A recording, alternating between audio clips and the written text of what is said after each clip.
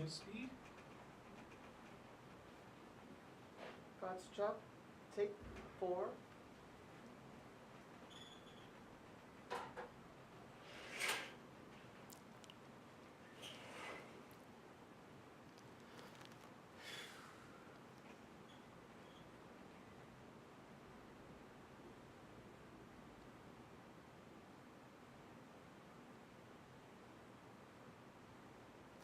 Voters of Hawaii, aloha.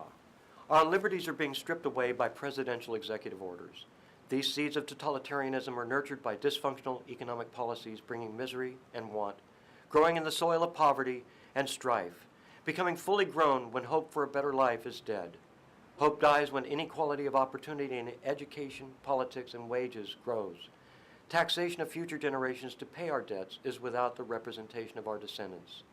Socialism cannot succeed and will fail because human nature cannot live without freedom and equality under the law, which is equality of opportunity. To keep hope alive, I quote John F. Kennedy, "Ask not what your country can do for you, ask what you can do for your country." No one can serve two masters, neither corporate nor union monopolies. Privatization creates monopolies of basic government duties, prisons, basic value of money, and equality of opportunity.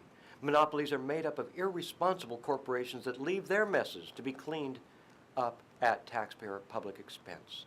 Monopolies foster kleptocracy, forced austerity, deceit, and false information. Lobbyists replace we the people in influence and interest groups together control legislation. Privatization leads to scarcity of supplies, while insiders and corporations enrich themselves while government issues inadequate regulations for the benefit of their friends by design. The Trans-Pacific Partnership is not free trade. It is the substituting of commerce for responsible entrepreneurship.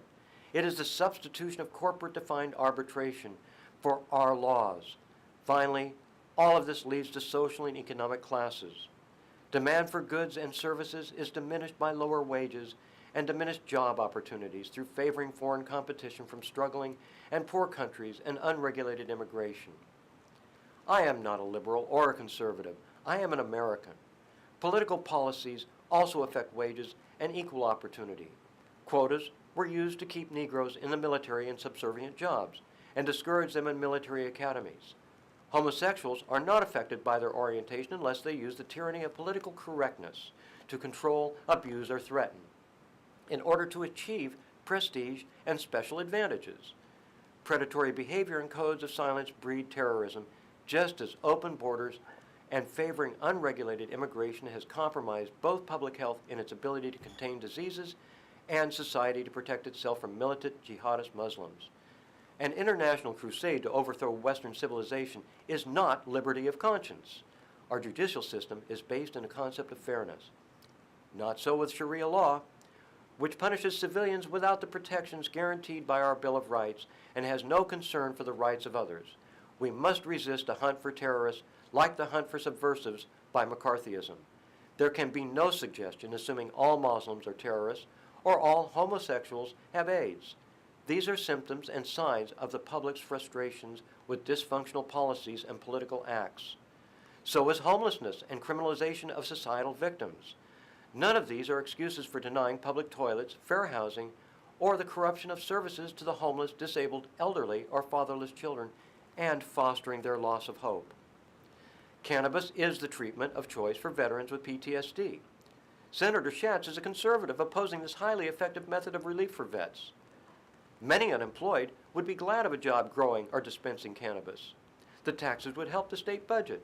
Medical cannabis was approved by the people of Hawaii long ago. Cannabis is a states' rights issue. Guns are a constitutional Bill of Rights issue. Guns and buds, I've got your back. Foreign policy must not favor globalist internationalism at the expense of U.S. citizens. Cooperation on international environmental issues cannot be dictated unilaterally through excessive global involvement, but must consider the obligations to our nation and our state. A war in Syria cannot be based like the Gulf of Tonkin on a lie. In 1968, I burned my draft card and resisted that illegal war and served in the Peace Corps, helping to eradicate smallpox. To paraphrase JFK again, I don't care if a man is a Democrat or a Republican or a Vulcan. I just want the best person available for the job. If you want continued corruption and elitism, you will not vote for me. If you want integrity and democracy, you will. Vote Gottschalk for your United States Senator. Okay, thank you. When will be ready?